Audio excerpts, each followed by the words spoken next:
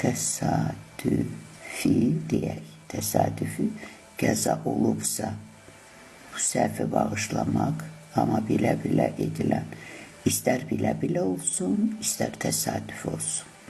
Allah bağışlayandır, biz kimik? Sən bağışlamasan, elə bil hansı bir üzvünə, özünün bədənində, hansısa bir üzvünə qəsdə qalxırsan. Başa düşdünmü?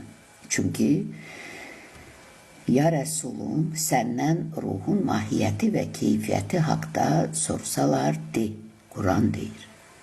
Ruh Allahın əmrindədir, Allahın əmri ilə yaradılmışdır və bu barədə sizə cüzi bilgi verilmişdir.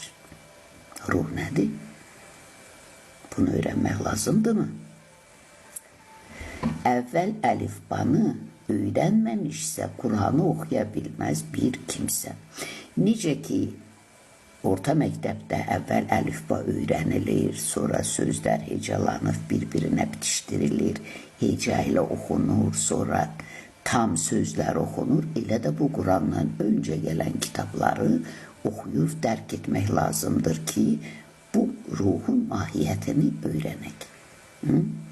İncildə deyilir ki,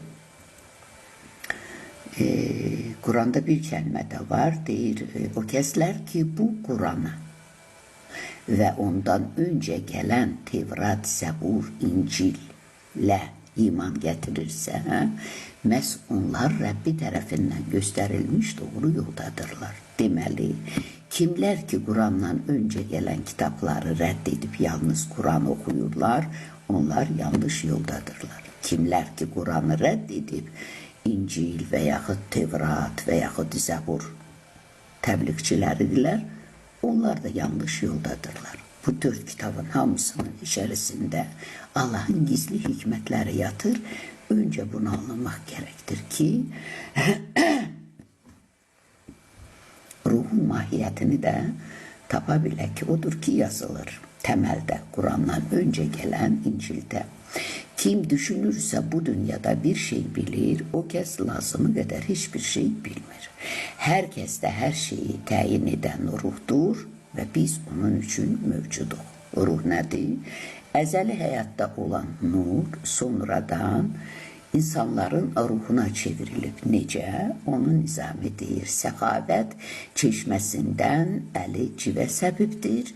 Bir yerə yığmaq olmaz. Bəli, civə səbəbdir. Sən indi bu hikmətin açıqlamasını dinlə. Bax, görürsən civə, bilmirəm sən ondan başın çıxır, çıxmır, görürsən, görmürsən. Termometrin başında biz onu uşaq vaxtı çox rəhmətli qardaşımla qırmışıq, oynatmışıq. Bir dənə belə vurursan, dağılır, minlərlə olur. Belə-belə yığırsan, olur, bir tək civəni bir yerə yığmaq olur. Amma insanı bitişdirə bilməzsən. Deməli, ruh civə şəklində parçalanır.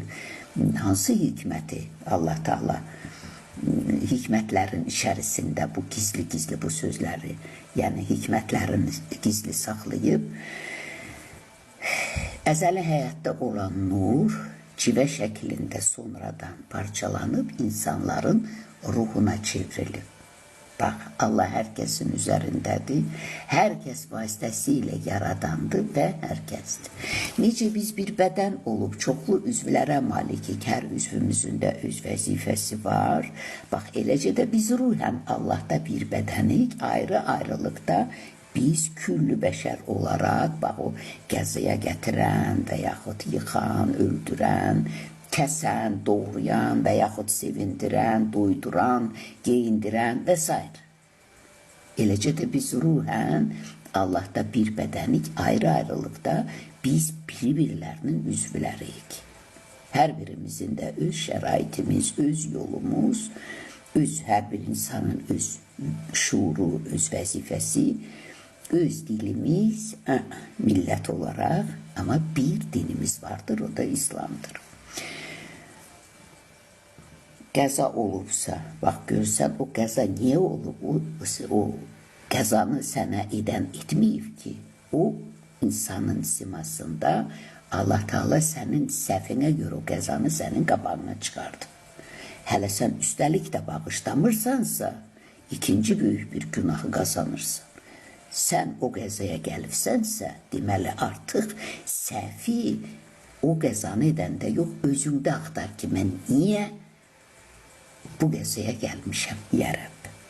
Bax, bir qarışlıq yerdir. Qulaq qəlbə yaxın olur.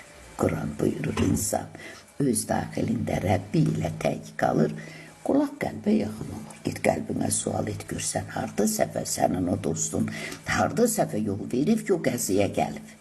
Ha? Bax budur. Necə deyir cami? Yox. Sədi deyir, bir cövhərdən yaranıb, gör, birbaşa İncili təsdiqləyir. Bir cövhərdən yaranıb bütün aləm. Bir bədən üzvüdür, bəşər və Adəm. Bir üzvü dərdlərə salarsa rüzgar, başqa üzü yerində tutarmı qərar? Sən hardasa nəsə səhv edibsən, indi qəziyə gəlirsən. Hə?